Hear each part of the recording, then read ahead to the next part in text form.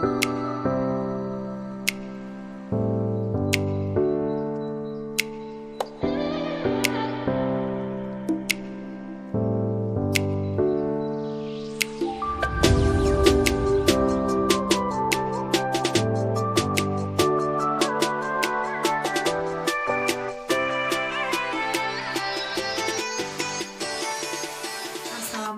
warahmatullahi wabarakatuh. Perkenalkan, nama saya Filiatul Husna, NIM 122101830046, kelas 4A, jurusan Tadris Bahasa Indonesia. Di sini saya akan mempraktikkan praktik mengajar KD 4.4 Bahasa Indonesia kelas 8 SMP atau MTS.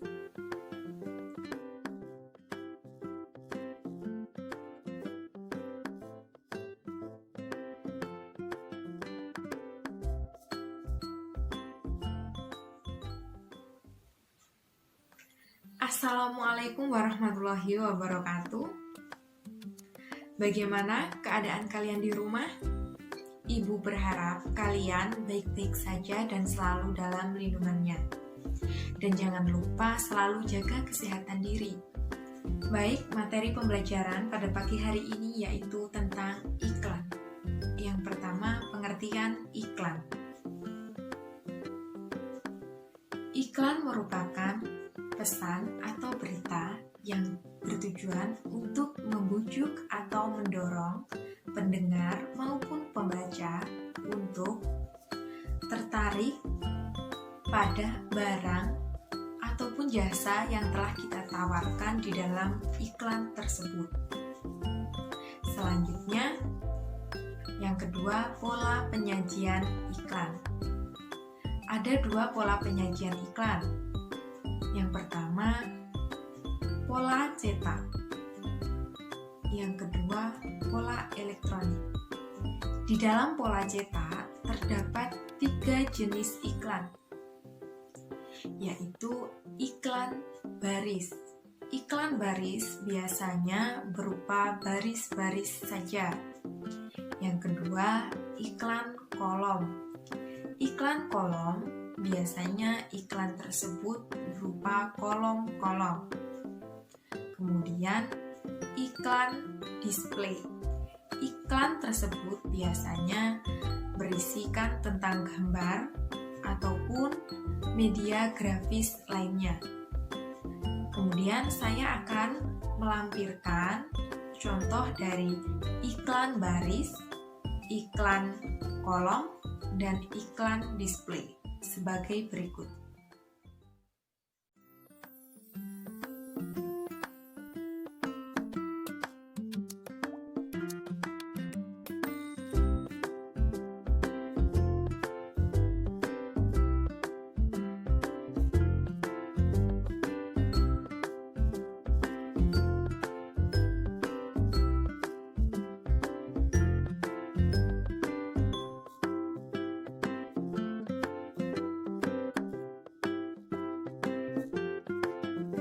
Selanjutnya, yang kedua, iklan elektronik. Iklan elektronik ini biasanya iklan yang berbasis elektronik. Ada 3 jenis iklan elektronik. Yang pertama, iklan radio. Iklan radio ini biasanya berisikan suara saja, atau biasanya musik-musik yang diputar di radio. Dan yang kedua, iklan televisi. Iklan televisi seperti iklan-iklan televisi yang diputar di televisi biasanya itu ya. Kemudian yang ketiga, iklan film. Iklan film ini biasanya diputar sebelum film tersebut dimulai. Selanjutnya, ada 3 jenis iklan menurut isinya. Yang pertama, iklan pemberitahuan. Iklan pemberitahuan ini digunakan untuk memberitahukan atau menginformasikan kepada khalayak umum maupun masyarakat. Selanjutnya yang kedua, iklan layanan masyarakat. Iklan layanan masyarakat ini biasanya digunakan untuk menginformasikan sesuatu kepada masyarakat. Dan yang terakhir, yang ketiga, iklan penawaran. Iklan penawaran ini biasanya digunakan untuk menawarkan barang, bisa juga menawarkan jasa.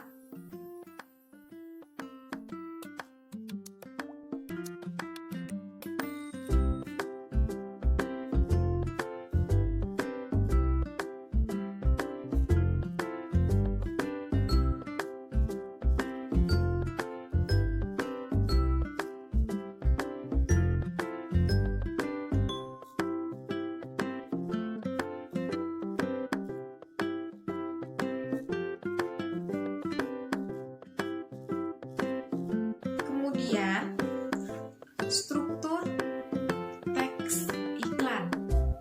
Yang pertama, pengenalan produk atau judul. Yang kedua,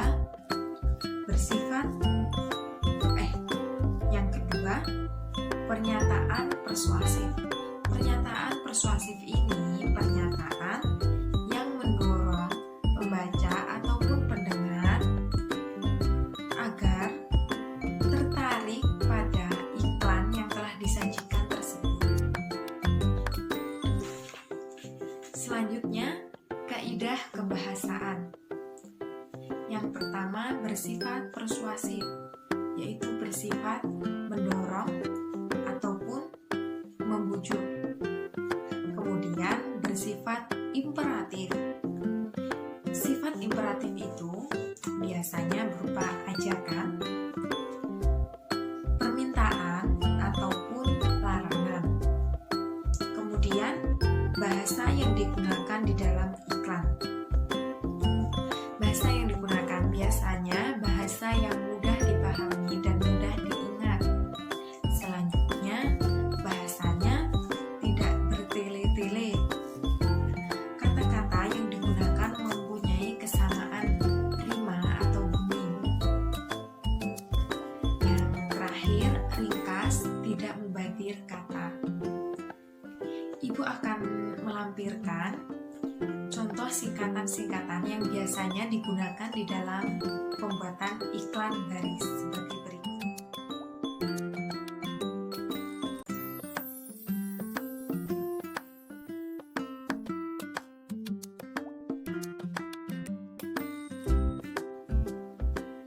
Kemudian, Ibu juga akan melampirkan contoh iklan di dalam video yang akan Ibu tayangkan berikut ini.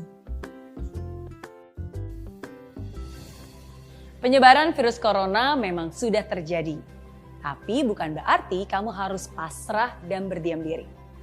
Walaupun kita tidak boleh panik, tapi kita harus tetap siaga dan berjaga-jaga. Penyebaran virus corona bisa kita kurangi. Selain jaga kesehatan, ada hal penting juga lainnya yang harus kamu jaga.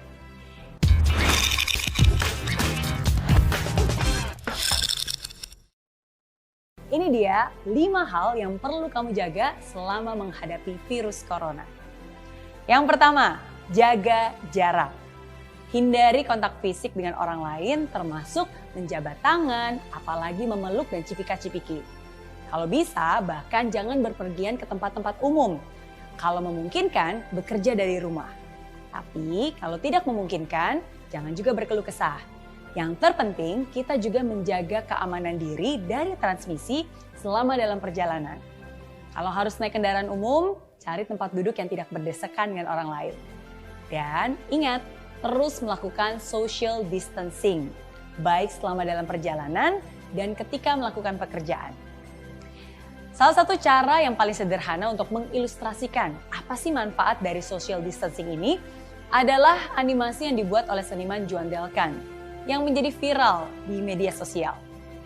Ada sederetan korek api yang saling menyinari dan terbakar.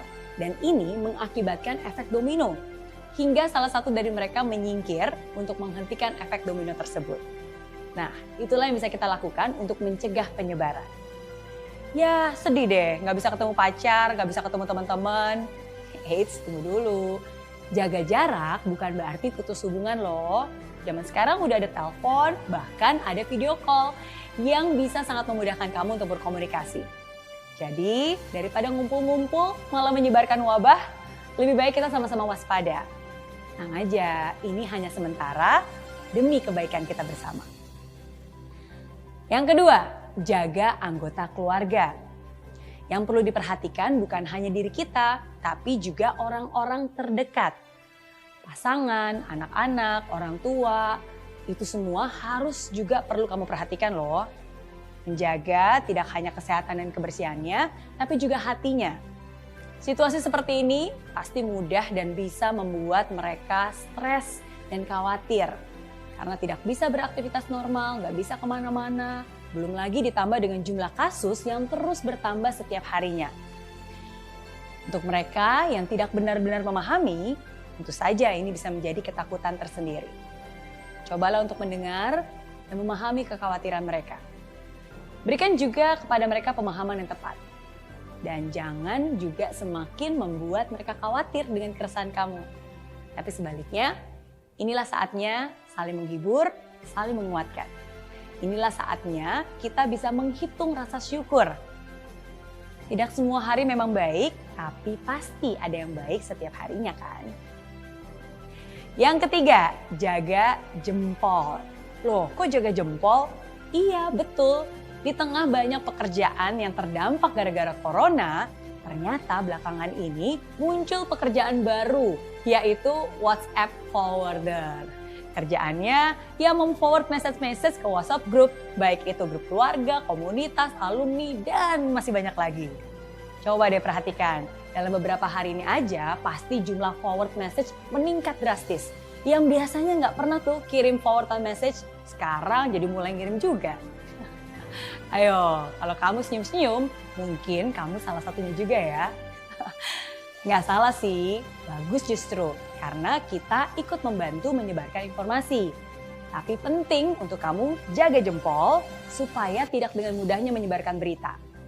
Cek dan recheck dulu, pelajari, saring dulu. Pastikan kamu tahu sumbernya dari mana. Pastikan kamu cari tahu kebenarannya. Jika itu memang informasi yang berguna, kamu boleh-boleh saja membagikannya. Tapi jangan sampai semua informasi yang kamu terima langsung kamu sebarkan begitu saja. Nanti bukannya membantu, tapi malah bikin ricuh. Yang keempat, jaga emosi. Situasi seperti ini pasti tidak sesuai dengan yang kamu harapkan. Bahkan mungkin banyak rencana yang kamu buat sebelumnya jadi berantakan. Liburan yang batal, tiket pesawat yang hangus, penjualan jadi sepi, omset bisnis menurun. Wah. Coba ya, untuk tetap tenang, jaga emosi dan perasaan kamu. Wajar sih jika saat ini kamu takut, tapi jangan sampai jadi panik yang akut. Karena faktanya 90% dari ketakutan manusia itu tidak menjadi kenyataan. Setiap masalah pasti ada solusi. Setiap masa yang susah pasti bisa terlewati. Pastinya kamu juga sudah pernah melewati berbagai masalah kan? Nah, coba deh ingat-ingat kembali. Cara-cara apa sih yang kamu lakukan agar bisa mengelola emosi kamu? Kurangi mendengarkan berita yang bisa bikin kamu resah. Karena bukannya menemukan solusi, tapi malah bisa bikin kamu depresi. Di saat-saat seperti ini, pola pikir itu penting banget. Karena pola pikir yang positif akan menambah imunitas tubuh. Dan sebaliknya, pola pikir yang negatif dan resah justru malah akan mengurangi imunitas dan membuat tubuh lemah. Yang kelima, jaga kesehatan. Ya, ini paling penting. Tahukah kamu, apakah wabah corona ini akan berakhir atau justru malah akan bertambah? Semua itu ada di tangan kita. Ya, benar-benar ada di tangan kita. Karena lewat tangan kita lah virus ini akan mati atau akan disebarluaskan. Kalau kita menjaga kebersihan diri, cuci tangan dengan air mengalir dan sabun selama minimal 20 detik, maka virus itu akan mati di tangan kita. Tapi kalau kita cuek, malas dan menganggap remeh dan tidak hati-hati, pegang sana, pegang sini, wah virusnya itu justru malah bisa jadi kemana-mana. So, penting banget nih untuk jaga kebersihan. Ingat, cuci tangan dengan sabun dan juga air mengalir selama 20 detik. Gunakan hand sanitizer, langsung mandi dan ganti pakaian setelah kamu berpergian. Dan jaga juga kebersihan rumah. Lakukan disinfeksi. Dan tentunya jaga pola makan, jaga pola tidur, olahraga. Intinya, tingkatkan imunitas tubuh agar kita tidak mudah terjangkit virus corona. Dan yang terpenting, yang tidak boleh terlewatkan juga, berdoa dan tetap percaya bahwa Tuhan akan segera membawa kita keluar dari wabah ini. Jadi ingat ya, jaga jarak, jaga keluarga, jaga jempol, jaga emosi, dan jaga kesehatan. Kuat imun, kuat iman. Oke?